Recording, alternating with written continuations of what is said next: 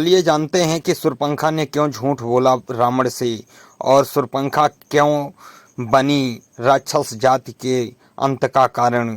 खरदूषण और दुष्यंत का जब वध हुआ था तो शूर्पणखा वहां थी पंचवटी में और वह सब कुछ देख रही थी। वह भगवान श्री राम के पराक्रम को देख रही थी कि भगवान श्री राम ने कैसे एक बाण से खरदूषण के सारी सेना का संहार कर दिया और खरदूषण को कैसे एक एक बाण से संहार कर दिया, उनका वध कर दिया।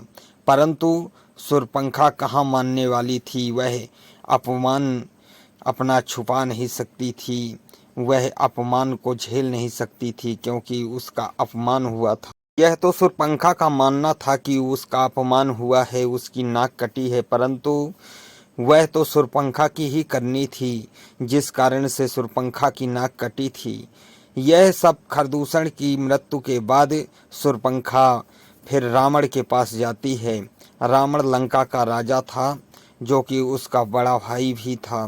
शूर्पणखा रावण की राजसभा में गुहार लगाती है और कहती है कि हे भैया, हे राजन, मेरे साथ अन्याय हुआ है, मेरे साथ अधर्म हुआ है, मेरी नाक काटी गई है।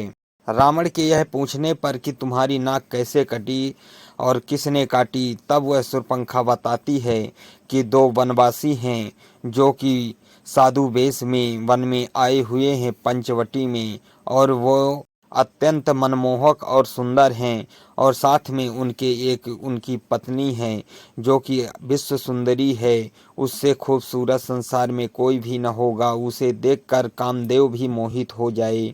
बस मैं उसे देखकर यह सोचने लगी कि त्रिलोक विजयी, त्रिलोक का राजा रावण, जो कि ये इतनी सुंदर औरत वनों में विचरण कर रही है, तो यह राजा रावण के यहाँ रहना चाहिए, राजा रावण की पत्नी बनकर रहनी चाहिए। इन साधुओं के साथ क्यों है। तो मैं सीता को, उसकी पत्नी को लेने गई तो वो उन दोनों ने मेरी तलवार से नाक काट दी। शूर्पणखा कहती है कि उसके बाद मैं खरदूषण भैया के पास गई। खरदूषण जो कि वहीं रहते थे, वहीं वह रावण के सेनापति थे और रावण के भाई भी थे। खरदूषण के पास गई और खरदूषण भैया से बताई तो वो सेना सहित गए युद्ध करने के लिए और वे सेना सहित खरदूषण का वध कर दिए और आप क्यों ललकारा है। अब शूर्पणखा को देखिए, शूर्पणखा कितना झूठ बोल रही है अपने भाई रावण से, और उसी के कारण तो विनाश हुआ लंका का और सारे राक्षसों का विनाश हो गया। शूर्पणखा पूर्ण रूप से झूठ बोल रही है, बिल्कुल भी सत्य नहीं बता रही है। कारण यह है कि उसकी ही नाक कटेगी और भी, क्योंकि वह अगर यह बताती है कि मैं अपने लिए गई थी राम के पास, राम से विवाह का प्रस्ताव लेकर और जबरदस्ती कर रही थी, सीता का वध करने की कोशिश कर रही थी, तो उसकी ही नाक पूरे लंका में कट जाती और कहती शूर्पणखा कितनी अधर्मनी है और कितनी अत्याचारिणी है।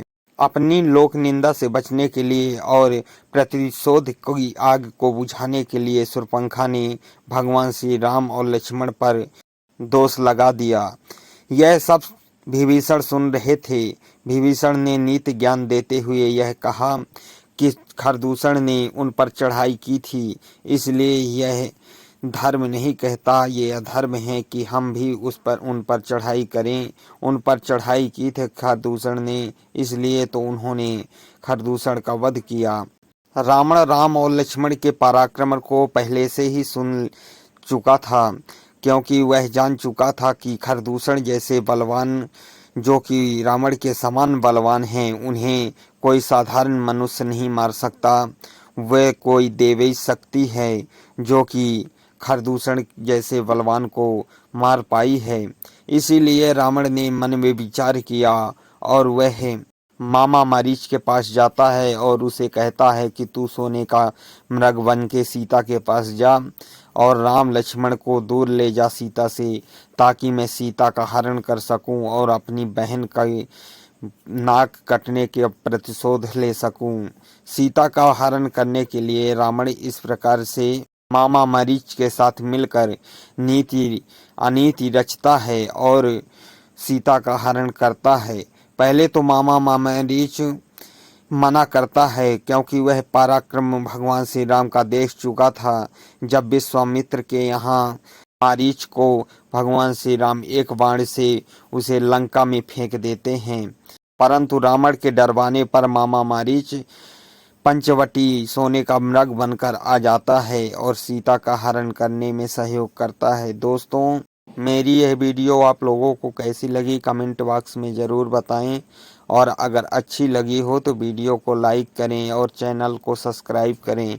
जय श्री राम दोस्तों।